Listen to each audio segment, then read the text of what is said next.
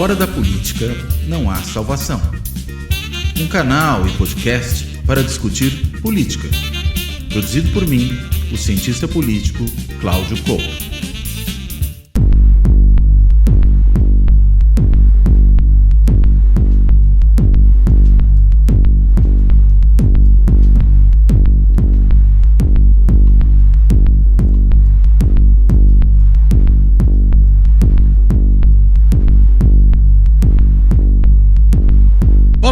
Este Fora da Política Não Há Salvação vai voltar ao tema da polarização política no Brasil. Mas que polarização é essa? Né? O que a produz? Quais são os elementos aí que constituem essa polarização e fazem com que ela assuma esses traços que nós podemos identificar muito facilmente no dia a dia da política brasileira, seja nas ruas, seja nas manifestações nas redes sociais, seja no âmbito das instituições políticas, né? A gente vê manifestações que ocorrem no Congresso por parte de representantes, nós vemos aí também pronunciamentos que são feitos por lideranças que ocupam cargos em governos, enfim, a polarização, ela graça pela sociedade brasileira hoje, ela atinge praticamente todos os elementos aí que estão postos no debate público. Mas é claro que essa polarização, e a gente pode dizer que em algum grau todo sistema político tem alguma polarização, né? A gente pode pensar historicamente, por exemplo, os Estados Unidos, republicanos versus democratas, ou que foi no Brasil a disputa política que se travou entre 1994 e 2014, entre PT e PSDB. Mas a gente está falando de outra coisa quando fala em polarização agora, porque é de um grau muito superior àquele que se verificava antes e talvez tenha causas que sejam diferentes dessas mais tradicionais das preferências partidárias que levam a um certo tipo de disputa bipolarizada em vários sistemas políticos, né? E para poder justamente tratar desse tema, eu tenho aqui hoje dois convidados que desenvolvem uma pesquisa tremendamente interessante sobre esse assunto e que, inclusive, tem um trabalho recente, um paper que ainda não foi publicado na forma de artigo em revista ou na forma de capítulo em livro, mas que já é um desenvolvimento interessante dessa pesquisa. E eu vou falar o título em português aqui do trabalho que eles fizeram, né? O título em português é, né, Polarização e as percepções de ganho e perda de status, o caso do Brasil. Ou seja, essa questão da ganha ou perda de status social estaria talvez ali no cerne da construção dessa polarização. E esse paper ao qual eu fiz referência, ele tem 3 autores. O David Samuels, professor da Universidade de Minnesota, do Departamento de Ciência Política, o Fernando Mello, né, que é um pós-doutorando em Ciência Política na Universidade Carlos III, em Madrid, fez o seu doutorado na Universidade da Califórnia, em Los Angeles, e o César Zucco, que é meu colega da Fundação Getúlio Vargas do Rio de Janeiro, né? E notando aqui que o David Samuels e o César Zucco, inclusive, têm um livro relativamente recente, né? Saiu em 2018, em que eles tratam, veja, 2018 antes, portanto, da eleição do Bolsonaro, né? Acho que é importante pensar nisso, né? O livro se chama Partisans, Anti-Partisans and Non-Partisans, Voting Behavior in Brazil, ou, traduzindo aqui, partidários, antipartidários e não partidários, o comportamento eleitoral no Brasil, saiu pela editora de Cambridge. Né? E nesse livro, o que eles mostram é como o PT funcionava, pelo menos até aquele momento, como um grande balizador da disputa político-eleitoral brasileira. E aí, consequentemente, quem eram os partidários e antipartidários? Eram basicamente petistas e antipetistas. E você estruturava a disputa política, sobretudo no plano nacional, em torno do posicionamento que as pessoas tinham até ali. Então, essa nova polarização, podemos chamá-la assim, talvez tenha outros elementos que não estavam presentes, pelo menos de forma tão explícita, até 2018, e que começam a se tornar mais claros de lá para cá. Enfim, para tratar do tema, eu tenho 2 dos 3 autores desse texto, né? Um é o Fernando Barros de Mello, que, como eu já falei, é pós-doutorando em Ciência Política na Carlos III em Madrid, e outro é o David Samuels, professor de Minnesota, que inclusive fez um périplo pelo Brasil aí recentemente, na semana antecedente à gravação desse programa, e que, portanto, inclusive aproveitou para treinar profundamente seu português e poderá falar conosco aqui em português. Eu quero, antes de mais nada, agradecer aos dois, né, por terem topado fazer essa conversa, quero dar as boas-vindas e começo com uma pergunta mais aberta. Gente, que polarização é essa? Por favor. Bom, o que o César e eu trabalhamos no nosso livro Foi um argumento que a polarização não gira em torno do lulismo contra o bolsonarismo. Esses fenômenos são reais, com certeza, mas o que a gente tentava mostrar é que o lulismo, já que existe há 30 anos, e é uma forma de petismo, mas é uma forma de partidarismo fraco, igual como o bolsonarismo. O apoio ao Bolsonaro é uma forma de antipetismo meio fraquinho. Então, a polarização mais real, mais profunda, gira em torno do petismo contra antipetismo. Os eleitores que estão verdadeiramente polarizados têm essas atitudes partidárias consistentes, profundas, quer a favor ou contra o PT, e não apenas em relação a um ou outro líder político. Mais ou menos um terço do eleitorado brasileiro é petista e outro terço é antipetista, e o resto é não partidário. Então, eu acho importante ressaltar a resposta a essa questão é que a polarização é partidária no Brasil. Igual como no meu país, não é somente Trump versus Biden, né? É uma polarização entre ideias e ideologias e não somente entre um candidato contra outro candidato. Muito bem. Fernando, quer complementar aí a fala do David, por favor? Bom, o César e o David têm medido isso há muitos anos, né? E a gente vê que, pelo menos desde a década de 90, essa divisão faz sentido empiricamente, né? E talvez nos últimos anos ela tenha crescido um pouco mais, né? Então, a gente está falando, se a gente somar mais recentemente, petistas e antipetistas, ali em mais de 50%, 60% da população ali. A gente ainda tem um grupo relevante de não partidários, mas essa organização nesses dois polos, ela já existia antes de Bolsonaro, por exemplo, mas há um crescimento de pessoas que se identificam com essas categorias, né? E a gente pergunta essas categorias, não é uma criação nas pesquisas, né? A gente pergunta, você se considera, tem um partido que você não gosta, né? Porque muitas pesquisas historicamente não fazem essa pergunta do negativo, né? Colocam juntos as pessoas que simplesmente não têm uma preferência por algum partido, não têm um atachamento positivo, mas têm uma visão negativa de algum partido, com aqueles que foram chamados de não partidários no livro de 2018, que simplesmente nem gostam nem desgostam de um partido, né? Então, quando a gente olha os dados, a gente vê esse crescimento com o passar do tempo, mas essa divisão já existia desde lá da década de 90, bem antes de Bolsonaro, por exemplo, né? Agora, com Bolsonaro, ela muda em relação àquilo que era a polarização petismo-antipetismo, digamos, dos tempos tucanos? O que vocês acham? O que eu acho é que a polarização fica mais óbvia hoje em dia, né?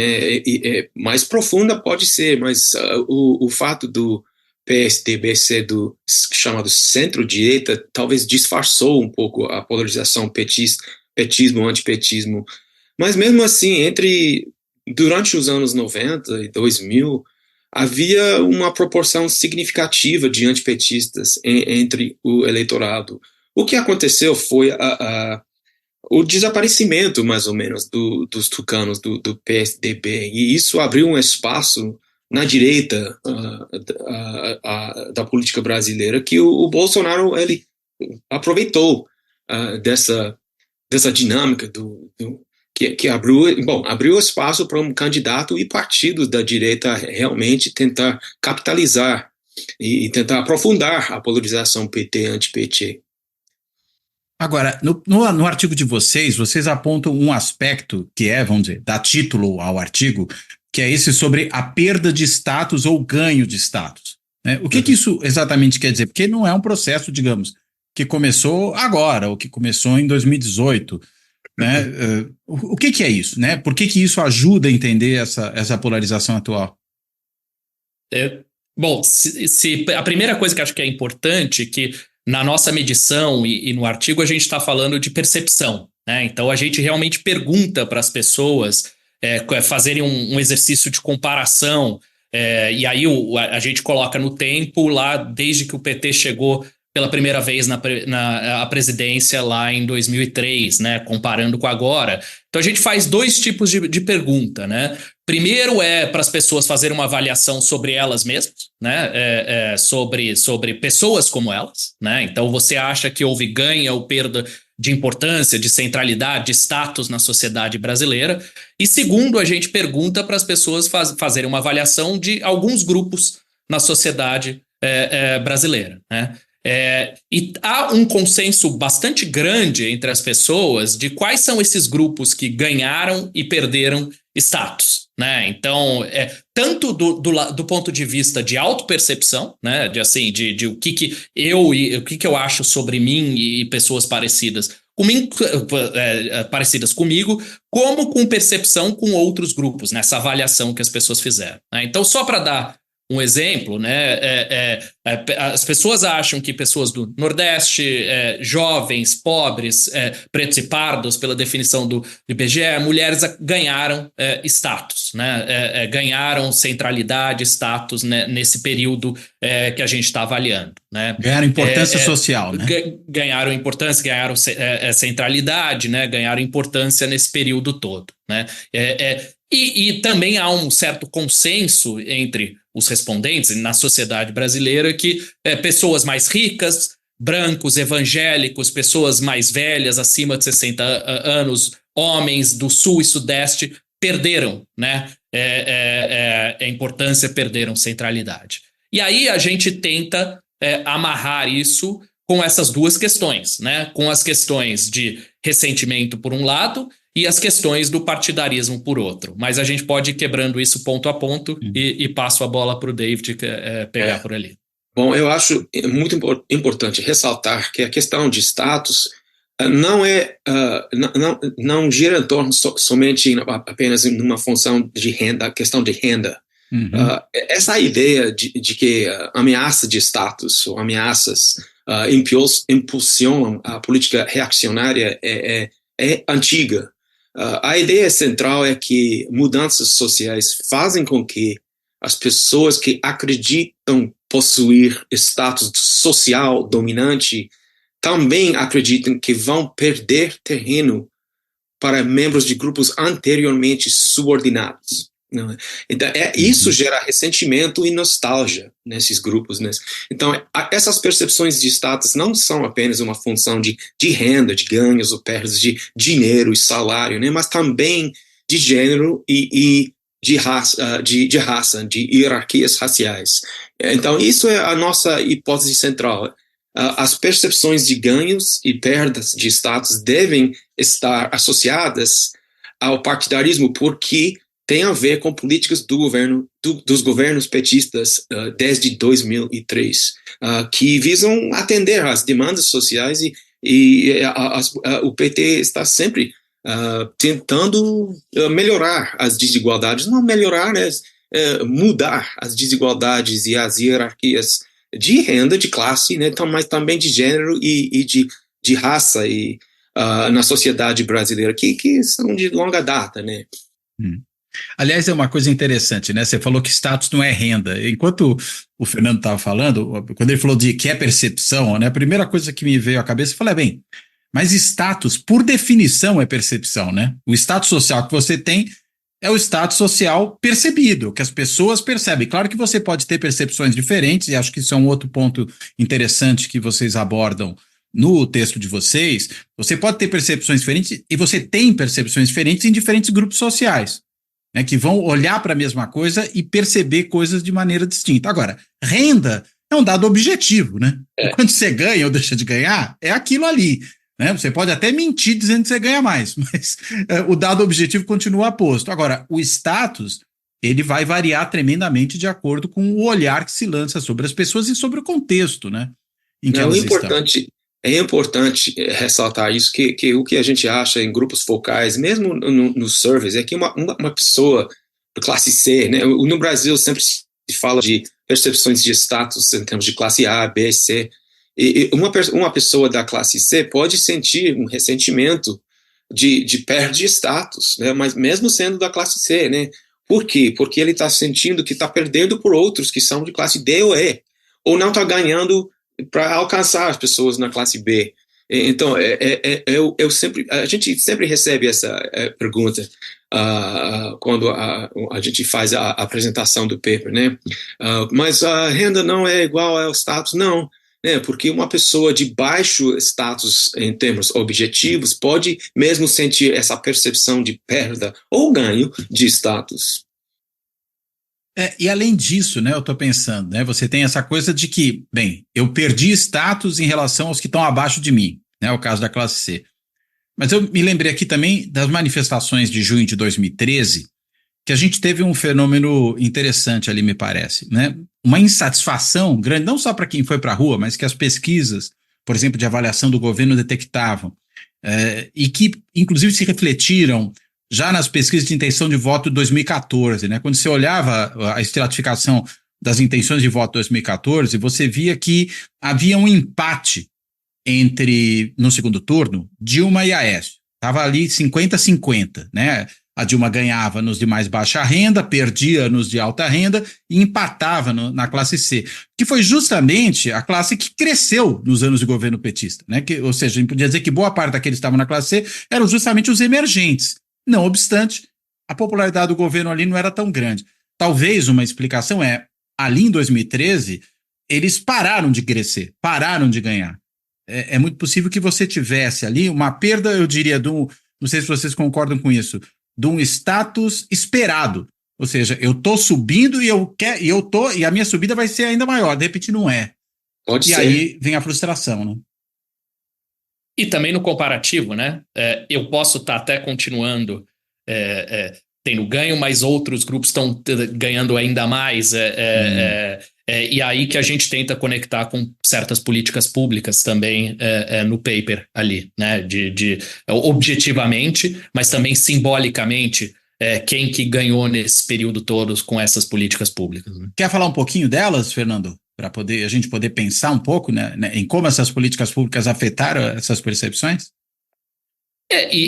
Muito, a gente sempre pensa bastante no Bolsa Família, mas aqui a gente está focando em outros casos, né, que tem impacto objetivo, mas também pode ter impacto simbólico, como cotas nas universidades, né, salário mínimo acima da inflação, uma série de políticas públicas que podem ter relação direta com essas percepções que a gente está conversando aqui, né?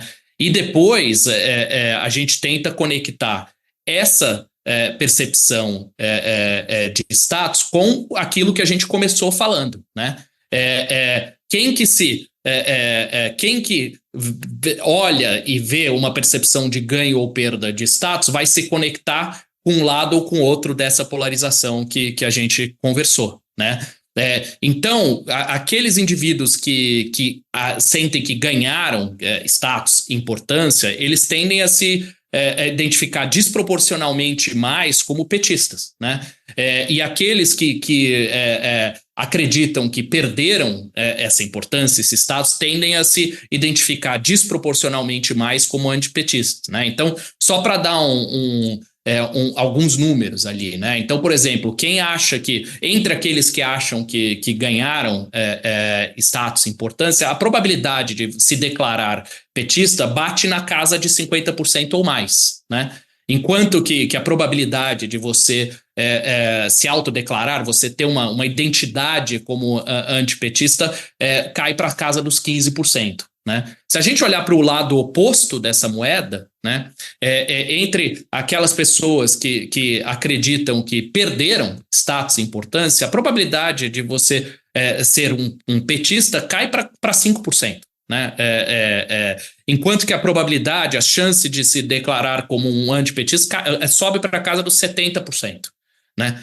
Então, aqui é a primeira conexão que a gente faz, né? A gente conversou sobre essa questão do status, a gente conjecturou um pouquinho aqui sobre a questão das políticas públicas, e quando a gente olha o que isso significa para essa divisão da sociedade que, como a gente argumentou, existe desde a década de 90, tem claramente uma divisão entre perdedores e ganhadores, para que lado que vai do espectro partidário por aí, né? Agora, pode falar, David, depois eu Não, faço eu a acho pergunta. importante dizer uma coisa que a gente está conversando com pessoas petistas e antipetistas em grupos focais, né, que vão além do que você pode descobrir de um survey, né? O que eu acho muito importante e interessante, intrigante, que o petista, quando está falando de oportunidades para ganhar status na sociedade, fala muito das oportunidades da educação, da expansão da educação nos últimos 20 anos. E o petista relaciona essas oportunidades ao partido do governo, ao partido do Lula, ao PT. Mas o antipetista fala muito do Bolsa Família, o que ele fala de programas que criam voto de cabresto. Na percepção deles é que os programas de assistencialismo social são muito mais importantes em apoiar o sentido de ressentimento contra o governo petista. Não é que o FIES ou o ProUni que é não importante para eles, mas que outras políticas públicas ligadas ao governo petista são mais importantes no fomento a esse sentimento antipartidário, antipetista. É importante ressaltar que são razões distintas para os sentimentos partidários. Então, ressentimento é a palavra? Ressentimento, a gente usa a palavra merecimento. O interessante é que eu achei essa palavra meio acadêmico, né? Mas durante Qual delas? Ressentimento ou merecimento? Merecimento, né? Mas mesmo assim as pessoas usam essas palavras nos grupos focais espontaneamente, né? Em Brasília a gente fez um grupo focal entre antipetistas e logo que começou o grupo, 5 minutos depois do começo, o grupo de pessoas estão usando a palavra merecimento. Esse pessoal não merece, são os malandros, e assim em diante, né? Falando sobre programas de assistencialismo social do governo do PT. Mas o petista, a conversa entre petistas não é o outro lado da moeda, assim, não é que essas pessoas merecem. Não, a conversa segue sobre outros temas, né, sobre educação e a expansão de oportunidades para trabalhar, para mesmo se esforçar na vida, que não, essas oportunidades não estavam abertas a elas anteriormente. Quer dizer, não é homólogo, né? Tem uma assimetria. As pessoas dão razões distintas para as atitudes partidárias que elas têm. Mas deixa eu fazer uma provocaçãozinha. Será que merecimento é a forma, já que ressentimento é uma palavra tão cara à psicanálise, né? Será que merecimento é a forma manifesta de verbalizar o ressentimento, falar em merecimento? Talvez. A gente tem que aprofundar essa pesquisa, né? Mas não, acho que a gente não tem dinheiro suficiente para fazer análise entre todos os participantes. Traz uns argentinos, tem muito psicanalista argentino, podia ajudar a gente aqui. Mas fala, Fernando. Não, eu acho que esse é um ponto, e por isso mesmo a gente usou 3 diferentes baterias, né, de perguntas que são clássicas, que são usadas em diversos países do mundo, né, uma específica para medir essa coisa de merecimento ou desmerecimento, não sei como é que a gente chamaria, né, de pessoas que recebem programa social merecem menos ou trabalham menos, ou outra para medir especificamente ressentimentos de questões raciais, né? E uma terceira bateria para medir questões de ressentimento de gênero, né? Então, deixa eu intervir um minuto. A gente fez essas 3 baterias para tentar medir o conceito de status, de ganhos e perdas, de status além da questão da renda e status socioeconômico, né? Então, status tem a ver com questões de gênero e questões raciais, e todos esses 3 conceitos são interrelacionados. Então, a gente jogou essas 3 baterias de perguntas para tentar medir todos esses 3 aspectos da questão do status. Vai lá. Vai lá, Fernando. Não, exatamente. E o que o David falou, né, empiricamente, essas 3 questões, elas são relacionadas, né? Tem uma correlação ali de 0,42, mas não significa que todo mundo vá na mesma direção nas três coisas, né? Então, tem dimensões diferentes aí que vão para além da renda, como a gente falou, e vão para além de outras questões, né? E aí a gente chega na segunda perna, né? Que é tentar conectar essa questão que a gente começou a conversa, né? Desses dois grandes grupos, né, partidários, antipartidários, petistas e antipetistas, com essas diferentes escalas de ressentimento, né? E aí a gente vai achar o segundo ponto empírico que junta essas duas coisas é que aqueles que perderam, né, e que a gente já tinha notado antes na nossa conversa, que quem perdeu tende a ser mais antipetista, também pontua bem alto nessas diferentes escalas de ressentimento, né? Ao contrário, né, aqueles que têm a percepção de ganho e que a gente já conversou alguns minutos atrás, tendem a ter uma probabilidade maior de ser petistas, né? Pontuam menos, pontuam abaixo nessas escalas, né? Então, se a gente quiser fazer um pequeno agrupamento aqui, entre os que têm alto índice desses ressentimentos, você vai ter uma probabilidade baixa ali, na casa dos 5% de se autodeclarar petista e uma probabilidade bem alta, na casa dos 80% de ser antipetista, né? Se a gente mudar a moeda para o outro lado, aqueles que têm um baixo índice de ressentimento vão ter uma probabilidade quase 60% de estar entre os petistas e uma probabilidade baixíssima, né, ali na casa dos 10% de estarem nesse outro grupo, né? Então, a gente vê que essas coisas estão caminhando juntos ali por esses diferentes motivos que o David estava falando. Deixa eu só esclarecer para o pessoal que a definição desses três índices, a percepção de merecimento sobre questões de assistencialismo social é a percepção de que os benefícios dos programas de assistência social moldam o senso de responsabilidade pessoal e social dos beneficiários. É uma bateria de perguntas, de 5 perguntas utilizadas em outros surveys nos Estados Unidos e outros países para criar um índice de percepções de merecimento sobre questões de assistencialismo social. A questão de ressentimento racial é definida como a medida em que um eleitor reconhece e simpatiza com atitudes racistas implícitas. Então, implícitas. Implícitas. Não é como eu não gosto de negros.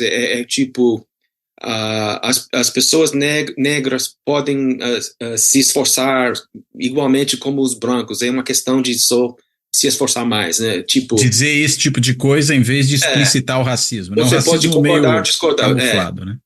Temos uma escala de concordar ou discordar com esse tipo de pergunta, né? Então, novamente, criamos um índice a partir de uma bateria de 6 perguntas usadas em outros surveys. E, por fim, a questão de ressentimento de gênero, a gente usou um índice chamado de sexismo hostil. Hostil. Estou esgotando a cota de palavras em português. Hostil. É definido como aprovação ou reprovação contra mulheres que procuram quebrar padrões tradicionais, né, de dominação masculina. Tipo, é outra bateria de perguntas usadas em outros surveys em outros países. Então, o Fernando já explicou a correlação que a gente achou, então eu estou tentando definir os índices para explicar mais a correlação observada. Agora, esses sentimentos ressentidos, vamos colocar aqui, eles não surgiram agora, né? Eles já estavam, imagino eu, claro, presentes aí há muito tempo. Acho que 2013 já era uma coisa assim. Até me lembro de uma conversa que eu tive com um grupo de pessoas no ano passado e falando algo exatamente nessa linha. Não tinha os dados de vocês, mas tinha uma percepção de que 2013 também foi, em grande medida, motivado e por conta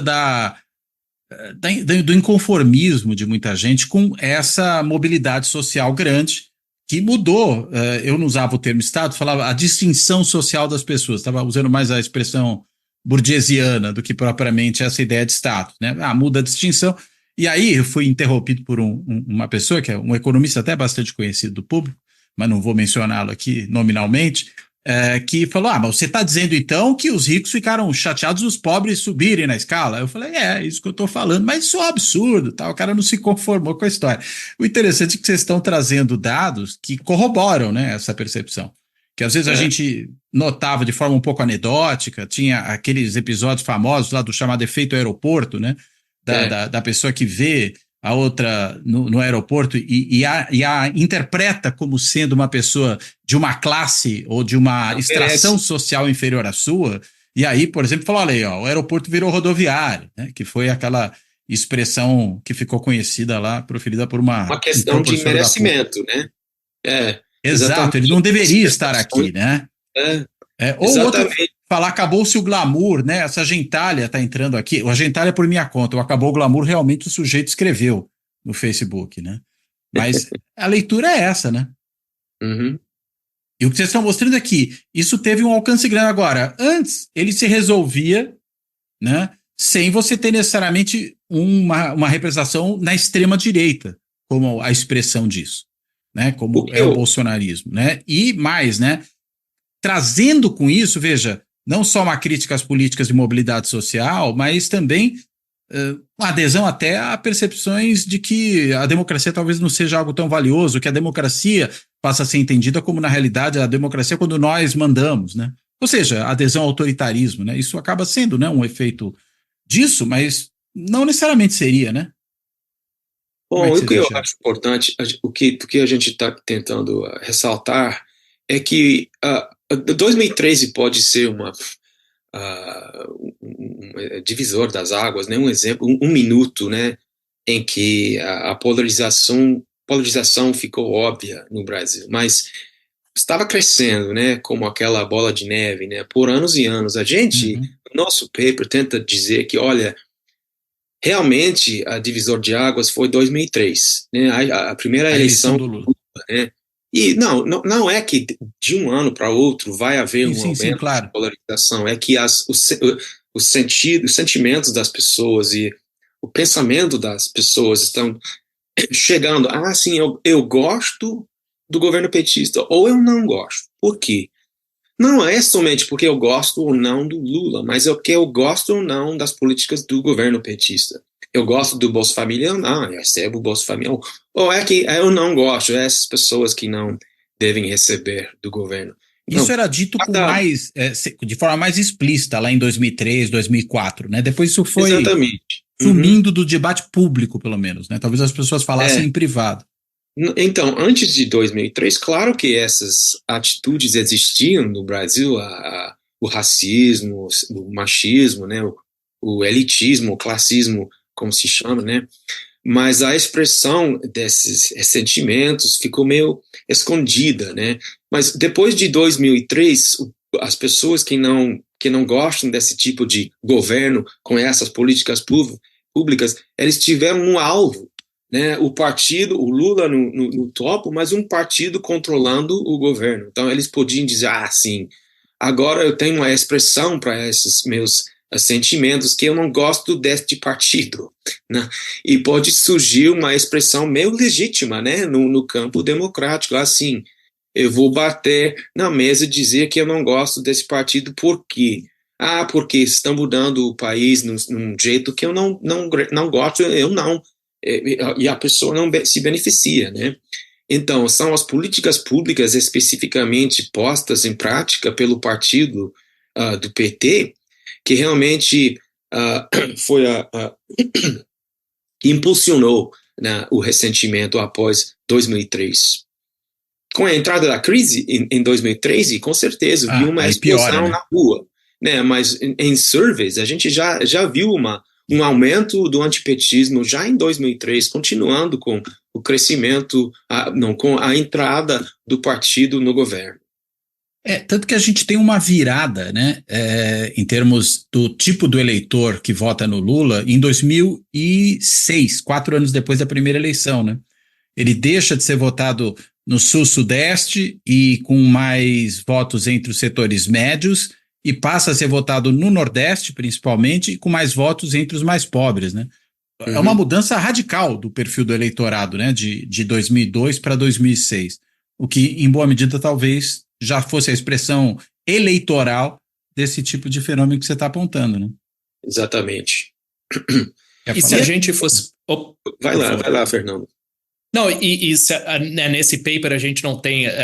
estamos pensando em evidências experimentais para poder realmente checar. A gente viu que essas 3 questões que conversamos aqui estão andando juntos, caminhando juntos, né?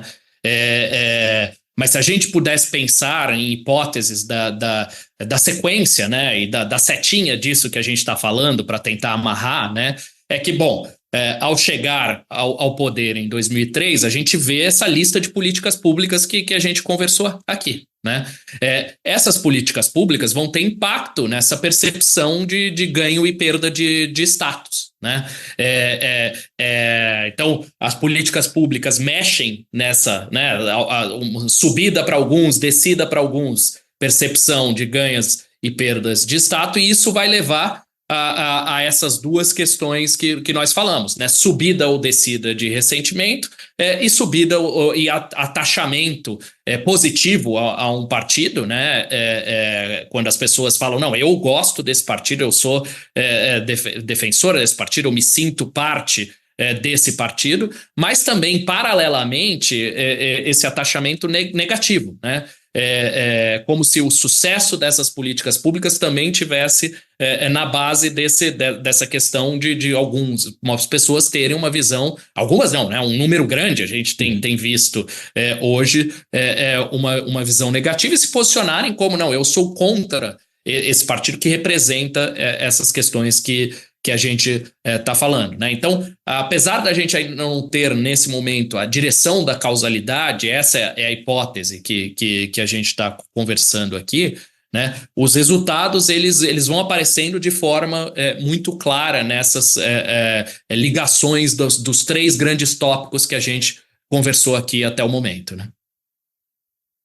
E de que maneira isso vocês imaginam que tende a se refletir nessa estruturação do processo eleitoral no Brasil para os próximos anos? Porque, enfim, a gente parece que tem hoje 2 polos também muito consolidados, muito cristalizados, inclusive do ponto de vista de quem é que vai fazer as disputas nacionais. Até agora, na eleição municipal desse ano, a gente tem visto, pelo menos nas capitais, nas cidades maiores, onde talvez a nacionalização da disputa tenha um pouco mais de efeito do que em locais menores, onde você tem as questões propriamente locais com muito mais proeminência, mas você vê essa tendência a fazer essa ponte da disputa nacional com a sua polarização ideologicamente mais radicalizada no plano local. Vocês entendem que isso, vamos dizer, vai tender a consolidar 2 grandes blocos de eleitores no Brasil? A gente vai ter, um pouco como os Estados Unidos têm os estados vermelhos e azuis, né?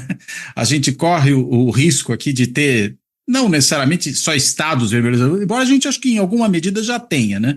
Apesar do sistema eleitoral ser outro, não tem colégio eleitoral, não leva o estado inteiro, tudo bem, tem todas essas diferenças, mas as preferências majoritárias em certas regiões e também em certos grupos sociais vai ficando cada vez mais clara, né? Isso veio para ficar? Pode falar, Fernando. Tentar falar do futuro eu sempre tenho dificuldades, né? Para onde a seta está apontando, né? Para onde a direção do carro está virada, né? Acho que isso a gente pode dizer.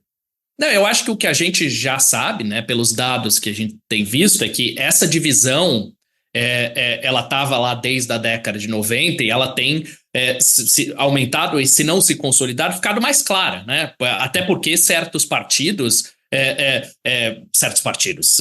figuras políticas como Bolsonaro, como governador de São Paulo, se colocam mais essa coisa, né? Eu estou aqui fazendo uma oposição direta, eu sou anti, né?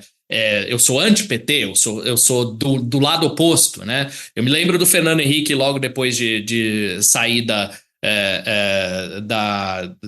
da presidência, ele deu uma entrevista que ele falava: o Lula nunca me chamou para tomar um café. Né? Essa turma, né, ativa de uma outra forma. Eu nunca iria tomar um café com o Lula. Né? Então acho que essas coisas ficaram mais claras e mais ativadas nesse período. Né? O que a gente está tentando entender é as origens disso, né? De por que as pessoas vão para um lado ou vão para o outro, né? E aqui nesse paper a gente apresenta algumas hipóteses e alguns dados que mostram essa relação, né? Com a questão do ressentimento, essa questão da centralidade para você ir para um lado ou para o outro, né? Eu acho que o interessante é que a gente está falando dessa divisão nesses grupos, né? Em 2018, se eu não me engano, foi o momento que o Brasil quebrou todos os recordes de número efetivo de partidos, né? No número de partidos comparado com a Rússia do Yeltsin, com outros, né? Mas no fundo, acho que esse é o argumento, né? Que o que divide mesmo são esses grupos, são esses dois polos aí de anti e pró, né? Sem esquecermos que tem uma parcela relevante aí nos nossos cálculos ali de 30% que não tem esse atachamento, né? Que são os não partidários, né? Mas quem puxa a conversa, quem puxa a disputa são esses grupos que estão mais ativados e que estão puxando as eleições ali também, né? Aliás, um dos aspectos que vocês apontam no texto, até é interessante, é da questão dos grupos que percebem-se ou que percebem os outros como tendo ganho ou não importância, né? E chama muita atenção que um dos grupos que ali aparece como, enfim, pelo menos no cômputo geral, como não tendo ganho importância de um lado e tendo claramente perdido importância de outro, são os evangélicos. Mas que, ao mesmo tempo, é um grupo majoritariamente formado por pessoas negras, pessoas pobres, né, em grande parte. Qual é a importância perdida aí? É em termos de valores? É em termos de equidade com relação a grupos que não seguem os comportamentos tradicionais que a religião dita? É isso? O que explica esse negócio? O que eu acho dos grupos focais é que os antipetistas percebem que grupos religiosos, não somente evangélicos, mas católicos também perderam espaço na sociedade em relação a ateus e grupos que o antipetista percebe que ganhou espaço. Vou dizer que o antipetista percebe um ganho enorme para pessoas homoafetivas, né, os LGBT e mais. Então, a percepção é que perda de espaço de grupos de valores tradicionais, né, e ganhos de status, ganhos de espaço para grupos com valores não tradicionais. E, claro, isso ressalta para mim que a questão de status não tem a ver somente com questões de renda, mas também com questões de gênero e sexualidade. Né? Ganho de direitos, por exemplo? Exatamente, né? Então, isso ressalta para mim essa questão, e qual a raiz desse ressentimento, desse sentimento, né, de perda de espaço, de status, né? É uma questão interessante, né? Mas eu acho que tem muitas pessoas em qualquer sociedade, na minha e na brasileira também, que se sente um pouco de medo de mudança mesmo, né? A mudança é ruim, né? É medo do futuro, o que vai acontecer com minha família, com meus filhos, minhas filhas, e não é que eles odeiam essas pessoas, mas é um certo medo que surge, e que eles colocam a culpa pelo medo que eles sentem no governo. Por quê? Porque o governo está lançando políticas de igualdade de gênero, igualdade de pessoas de preferências sexuais diferentes, e assim em diante. Então, é importante ressaltar esses sentimentos que não tem nada a ver realmente com a questão de classe socioeconômica. E uma coisa importante... Vai lá. Por favor, que uma coisa importante disso que o David está falando é que essa questão da ligação entre o sentimento de perda, né, e a polarização, ou tomar um lado, é é bem documentado em outros países, né? Né? Na Europa, nos Estados Unidos. Exatamente. Uma das novidades aqui é que a gente Por também exemplo, a questão da olha imigração, né? Exatamente, né? Então você tem uma ameaça, você tem, mas pouca Eles estão pegando o meu evidência. lugar, né? Exatamente. Mas o outro lado da moeda, né, que a questão também da sensação de ganho e de também ter impacto para grupos diferentes, né, havia sido pouco explorado, né, na literatura, né? Então acho que esse é um outro ponto importante aqui dessa nossa conversa, né, que você tem sim o lado da perda, o lado do ressentimento que leva para um caminho ali, para um lado desse polo que a gente conversou.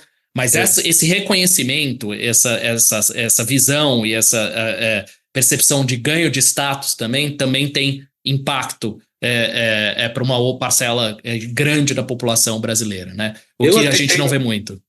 Eu até tenho um paper como editor de uma revista acadêmica, um paper dizendo que não existe evidências de uma relação entre as percepções de ganhos de status e partidarismo na questão da polarização mundial. Então, eu acho um caso brasileiro muito interessante, muito mesmo porque eu acho claramente existe uma correlação entre percepções de ganhos e partidarismo e polarização.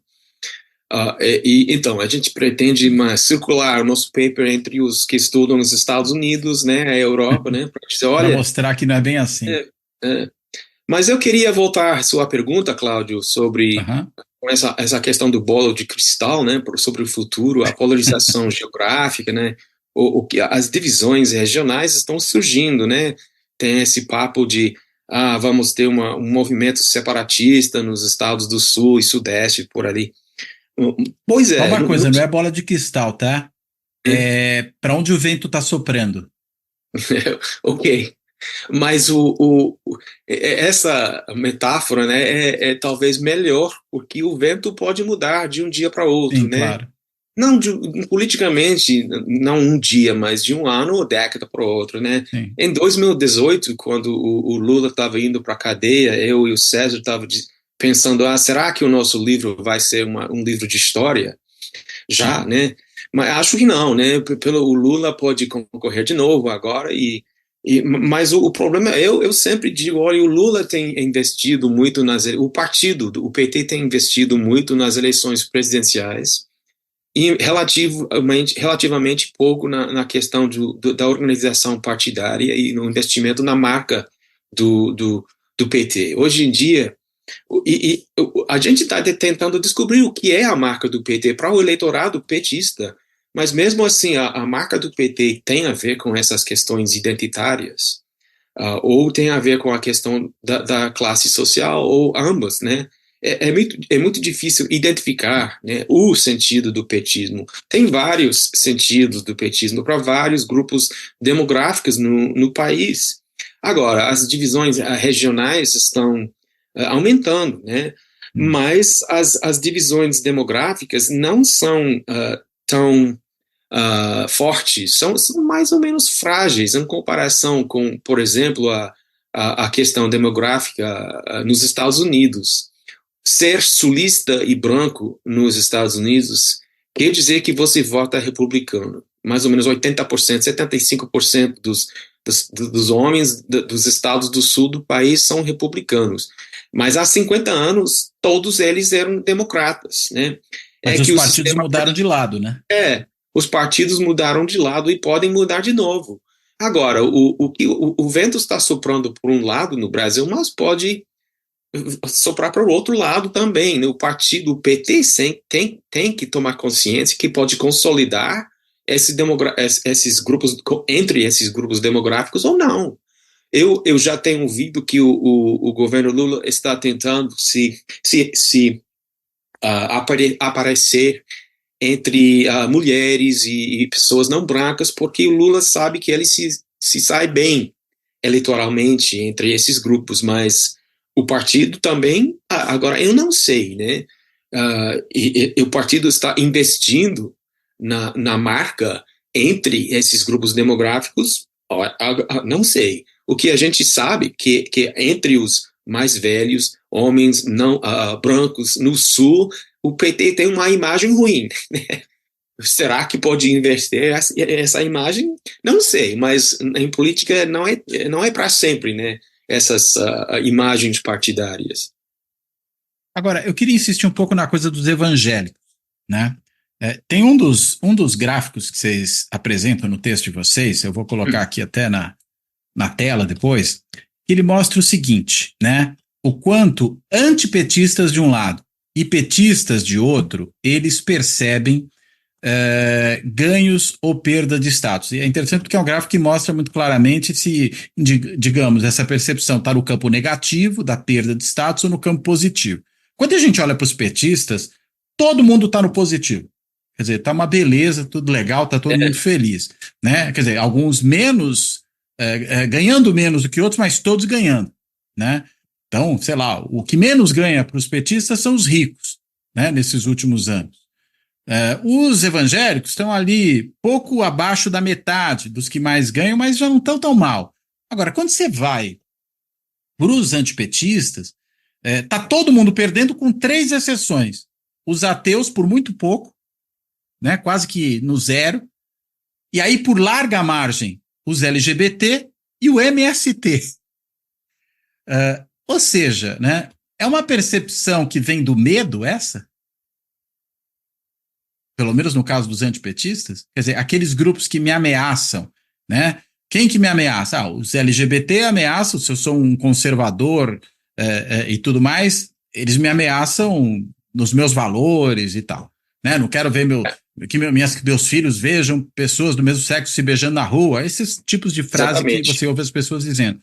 E o MST porque vai invadir as minhas terras ou as terras de alguém, quem sabe vai pegar até o meu apartamento no 8º andar para fazer ali uma plantação. É daí que vem o medo? E vem o ressentimento, portanto? Eu acho que sim, eu acho que tem a ver com a visibilidade do MST, de grupos de homoafetivos, né? E esse negócio de carnaval, pessoas do mesmo sexo se beijando, né? No grupo focal tem uma motorista de Uber, uma motorista de Uber que falando que quando entra um casal de homem e mulher, eles não ficam lá atrás se beijando, mas entrou uma casal de gays, eles ficam na banca de trás se beijando e eu fico revoltada, né? E entre os grupos focais de antipetistas, o ressentimento contra esse tipo de demonstração pública de afeto entre pessoas gays foi óbvia para mim. Mas falando da religião, né, nos grupos focais eu achei muito interessante como o petista fala sobre religião. Eu achei muito estranho, nos grupos focais, os antipetistas mesmo não falavam sobre religião. Falavam sobre ressentimentos contra os gays, mas eles não ligam essas questões morais à questão religiosa. Mas os petistas, agora, são grupos focais de 10 pessoas, né? E a gente já fez uns 6 grupos. Mas os petistas falavam muito sobre liberdade de religião, que melhorou durante o governo Lula. E, na verdade, para falar a verdade, não entendi mesmo o que eles estão falando. Mas uma pessoa deu um exemplo. Antigamente, na escola, na primária, né, a gente teve que fazer aulas de religião, e forçada. Né, mas hoje em dia não tem mais, né? A gente tem mais liberdade de dizer não, ou aí era uma igreja evangélica ou católica, uma igreja católica, e as pessoas gostavam dessa mudança na sociedade, ou de se dizer ateu, agnóstico, né? Então os petistas estavam falando mais sobre religião do que os antipetistas. Então isso pode explicar a percepção de ganhos de status para pessoas religiosas, para os petistas. O antipetista acha que o evangélico é um grupo mais homogêneo. Homogêneo. E percebe perdas de status para esse grupo durante os governos petistas. Acho que porque tende a ligar a questão da religião a questões da moralidade tradicional. Mas isso eu assumo que precisa mais pesquisa para entender a lógica dessas interpretações distintas. E para ter certeza de que é por aí mesmo, né, Exatamente. que a coisa se dá, né? Porque você pode ter gente que, vamos dizer, tem homofobia, vamos colocar aqui, mesmo que isso não venha de fundamentos religiosos, vem simplesmente de uma moralidade laica, mas que está presente. Acho que você ia falar alguma coisa, né, Fernando? A gente coloca a questão religiosa no grupo focal, mas os antipetistas não falam sobre religião. Achei meio estranho. É porque a sabedoria convencional é que, ser antipetista quer dizer que você é evangélico, né? Não, isso também não é verdade. Para nós, embora o inverso seja mais ou menos verdadeiro em alguns exatamente, casos, né? Sim. Fernando, acho que você ia falar alguma coisa, né? Não, eu só ia completar que isso é uma questão empírica, por isso que a gente continua né, coletando dados, porque existe um mundo que as pessoas podem pelo menos ter algum, não é o que a gente acredita, né, mas existe uma possibilidade que as pessoas têm algum ressentimento por algum motivo e fazem a sua avaliação de status por conta disso, né, a seta ao contrário do que a gente estava conversando, né.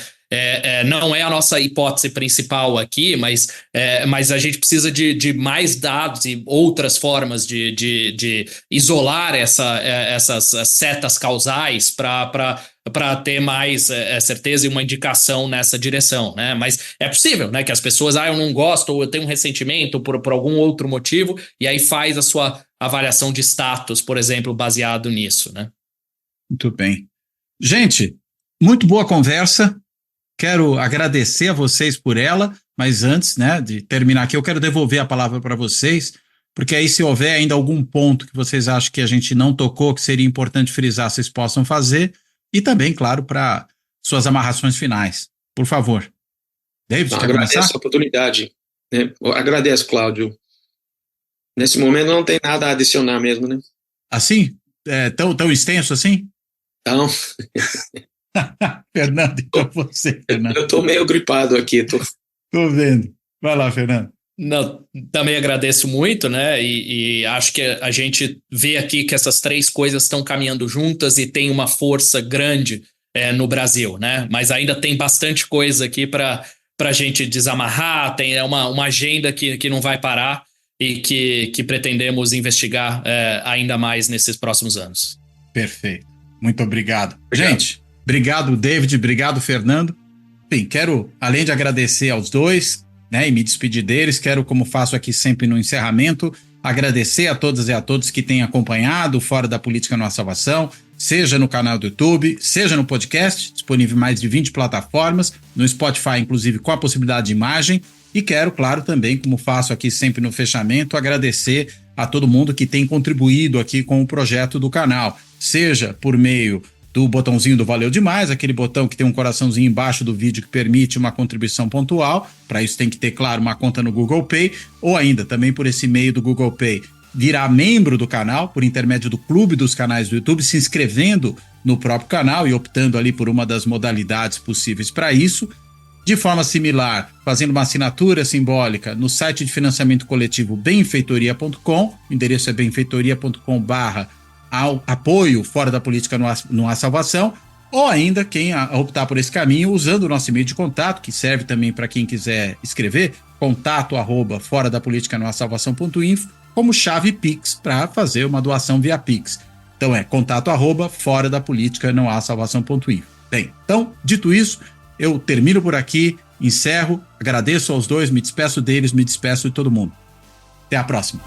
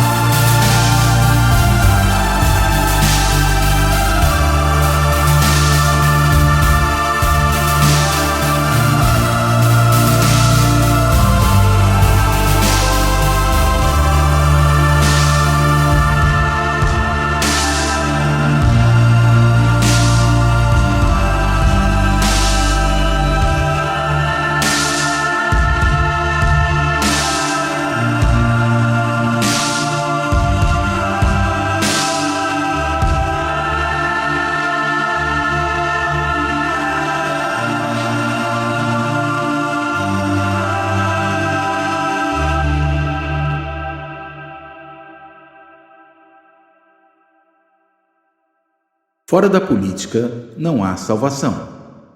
Um canal e podcast para discutir política. Produzido por mim, o cientista político Cláudio Couto.